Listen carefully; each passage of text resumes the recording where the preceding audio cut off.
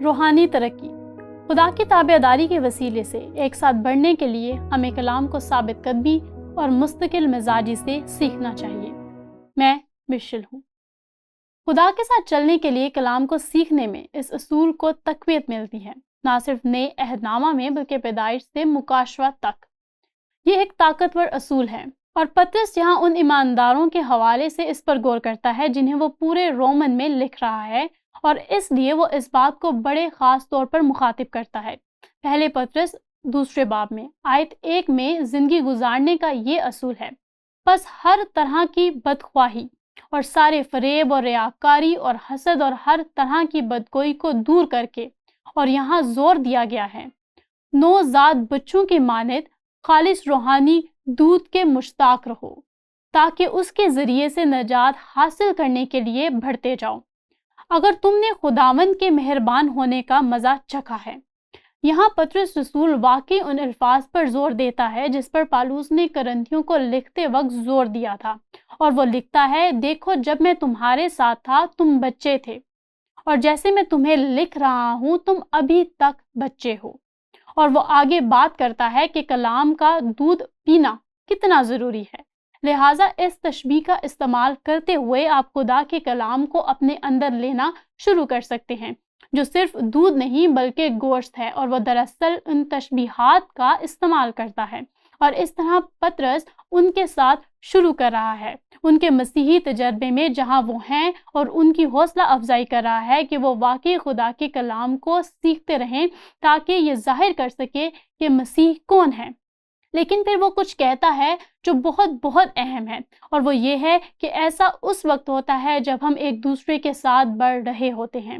یہ صرف میرے اور آپ کے لیے ذاتی طور پر کلام کے دودھ کی خواہش کرنا اور ذاتی طور پر اکیلے بڑھنا نہیں، بلکہ ہمیں مل کر بڑھنا ہے، ہمیں ایک دوسرے کی ضرورت ہے۔ اور یوں پطرس اس بات پر زور دیتا ہے کہ یہاں آیت 4 اور 5 میں قیمتی زندہ پتھر کے پاس آ کر اب وہ ایک بہت ہی دلچسپ تشبیہ استعمال کر رہا ہے، اور یہ واقعی اس حقیقت کے ساتھ صحیح بیٹھتا ہے کہ یسوع مسیح ہی بنیاد ہیں اور وہ سنگ بنیاد ہیں۔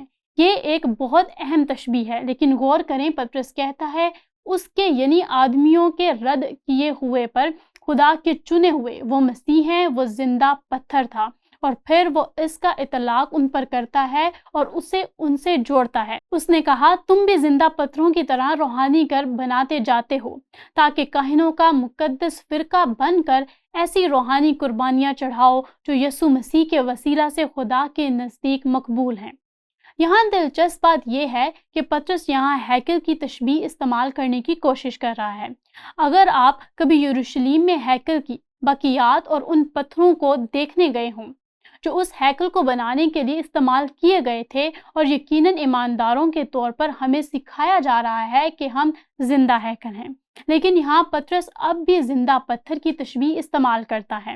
ہمیں مقدس کاہنوں کے طور پر ایک ساتھ بنایا جا رہا ہے، اور پھر وہ کہتا ہے: ایسی روحانی قربانیاں چڑھاؤ جو یسوع مسیح کے وسیلہ سے خدا کے نزدیک مقبول ہوتی ہیں۔ وہ روحانی قربانیاں کیا ہیں؟ ٹھیک ہے، ایک بار پھر پالوس ہمیں یہ سمجھانے میں مدد کرتا ہے جب وہ کہتا ہے کہ اپنے بدنوں کو خداوند کے سامنے پیش کرنا ہے، کیا؟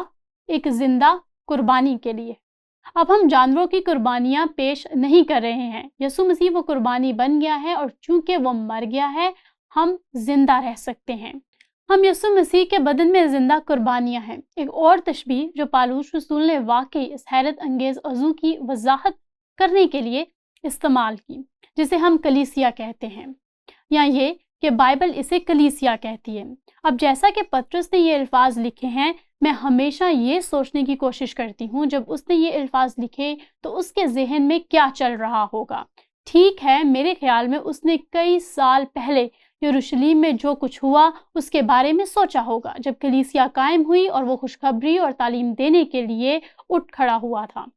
ہم لوکا میں پڑھتے ہیں وہ رسولوں کی تعلیم میں جاری ہے، وہ روح القدس کے ذریعے نازل ہونے والے خدا کے کلام کی تعلیم دے رہا تھا جو یسوع نے کہا کہ ہوگا جب مددگار آئے گا، جب پاک روح آئے گا۔ پیراکلیتوس یونانی لفظ جب وہ آئے گا، وہ آپ کی تمام سچائی کی طرف رہنمائی کرے گا، آپ کو ہر وہ چیز یاد دلائے گا جو میں نے آپ کو سکھائی ہے، اور وہ رسولوں سے بات کر رہا تھا۔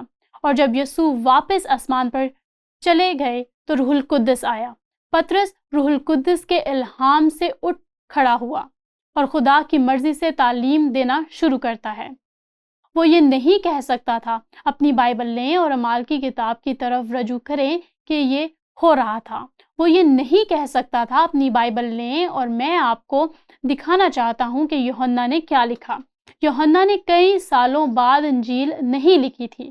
نئے عہد نامہ کا کوئی تحریری مواد نہیں تھا، چنانچہ روح القدس خدا کے کلام کو نازل کر رہا تھا، اور جو کچھ لوکا نے اس کے پیغام کے نتیجے میں لکھا اس کے مطابق یہ ہے: جب یہ 3000 مسیح پر ایمان لے آئے اور یہ رسولوں سے تعلیم پانے میں مشغول رہے۔ اب رسولوں کی تعلیم کیا تھی؟ جیسا کہ میں نے کہا، یہ وہی تھا جو روح القدس نازل کر رہا تھا۔ سب سے پہلے آپ دیکھتے ہیں کہ انہوں نے روح القدس کے الہام سے بات کی، جو کہ رسول ہیں، اور پھر انہوں نے لکھا، اور ہم ابھی جو پڑھ رہے ہیں اور جو مطالعہ کر رہے ہیں وہی ہے جو روح القدس نے پطرس رسول پر نازل کیا۔ وہ بولا اور پھر لکھا وہی پیغام، اور یہ یقیناً آج ہمارے پاس ہمارے نئے عہد نامہ میں موجود ہیں، اور یہ رسولوں سے تعلیم پانے اور رفاقت رکھنے میں مشغول رہے۔ اور یہاں حقیقی رشتے ہیں، جیسے پالوس یہاں مسیح کا بدن کہتا ہے۔ یہ ہے جسے پالوس نے ابھی زندہ پتھر کہا ہے، روحانی گھر۔ یہ ایک رفاقت ہے جہاں ہم سب ایک دوسرے کی خدمت کر رہے ہیں۔ جیسے ہم روٹی توڑتے ہیں، جیسے ہی انہوں نے اپنے آپ کو دعا کے لیے پیش کیا، وہ واقعی ایک دوسرے کو پروان چڑھاتے ہیں، اور پالوس واقعی اس کو واضح کرتا ہے، میرے خیال میں افسیوں باب 4 میں ایک خوبصورت انداز میں، جہاں وہ کہتا ہے ہمیں ایک دوسرے کو مضبوط کرنا ہے، بلکہ محبت کے ساتھ سچائی پر قائم رہ کر، اور اس کے ساتھ جو سر ہے یعنی مسیح کے ساتھ پیوستہ ہو کر ہر طرح سے بڑھتے جائیں۔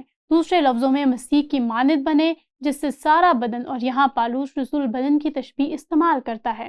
پطرس نے ہیکل کی تشبیہ استعمال کی، جس سے سارا بدن ہر ایک جوڑ کی مانند سے پیوستہ ہو کر اور گھٹ کر اس تاثیر کے موافق جو بقدر ہر حصہ ہوتی ہے اپنے آپ کو بڑھاتا ہے تاکہ محبت میں اپنی ترقی کرتا جائے۔ اور پالوس اور نئے عہد نامہ کے دوسرے مصنفین واقعی اس تصور کو فروغ دیتے ہیں۔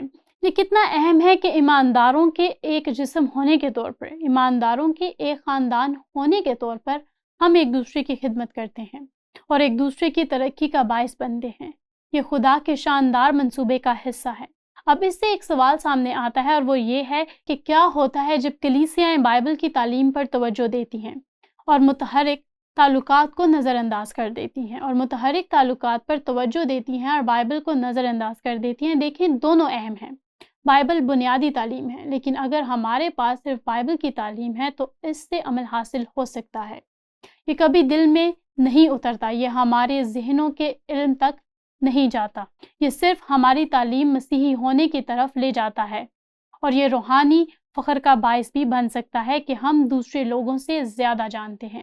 دوسری طرف اگر ہم صرف رشتوں پر توجہ کریں، وہ ایک دوسرے کو قبول کرنے اور ایک دوسرے سے محبت رکھنے، ایک دوسرے کا خیال رکھنے، خدا کے کلام کی بنیاد کے بغیر، تو یہ غلط تعلیم کا باعث بن سکتا ہے، کیونکہ ہم اسے کلام سے زیادہ تجربے کی بنیاد پر دیکھ رہے ہیں، اور یہ ایسے رشتوں کا باعث بن سکتا ہے جو خدا کی مرضی سے باہر ہے۔ اور یہ ان چیزوں میں سے ایک ہے جو میرے خیال میں پطرس کے ذہن میں ہے جب اس نے کہا، دیکھو آپ کے اچھے تعلقات ہیں، اور اس نے برادرانہ محبت کا تصور استعمال کیا، فیلیو محبت کا تصور، لیکن وہ کہتا ہے تمہیں اپنے تمام تعلقات میں پاکیزہ ہونا چاہیے، اور وہاں وہ لفظ اگاپے استعمال کرتا ہے، اگاپے محبت جو صحیح کام کرتی ہے۔ اور اس طرح پطرس جو کچھ سکھا رہا ہے، باقی کلام جو کچھ سکھا رہا ہے، ہمیں دونوں تجربات کی ضرورت ہے۔ ہمیں کلام کا مطالعہ کرنے کی ضرورت ہے، ہمیں خدا کی مرضی پر چلنے کے لیے کلام سیکھنے کی ضرورت ہے، لیکن ہمیں ایک دوسرے کی ضرورت ہے۔ ہمیں کلام میں ایک دوسرے کے تمام تصورات کو کام کرنے دینا ہے تاکہ ہم خدا کی مرضی پر چل سکیں۔ ہمیں دونوں کی ضرورت ہے، ہمیں اس ترتیب کی ضرورت ہے، ہمیں خدا کا کلام اور پھر ایک دوسرے کے ساتھ یہ تعلقات، مسیح میں ایک دوسرے کی ترقی کرنا۔ یہ اصول مجھے صرف اسے دہرانا ہے۔ روحانی ترقی خدا کی تابعداری کے وسیلہ سے ایک ساتھ بڑھنے کے لیے ہمیں کلام کو ثابت قدمی اور مستقل مزاجی سے سیکھنا چاہیے، اور ہو سکتا ہے کہ مجھے اس اصول میں ترمیم کرنے کی ضرورت ہو اور میں کہوں کلام کے علاوہ ہمیں ایک دوسرے کو مضبوط کرنے کی ضرورت ہے۔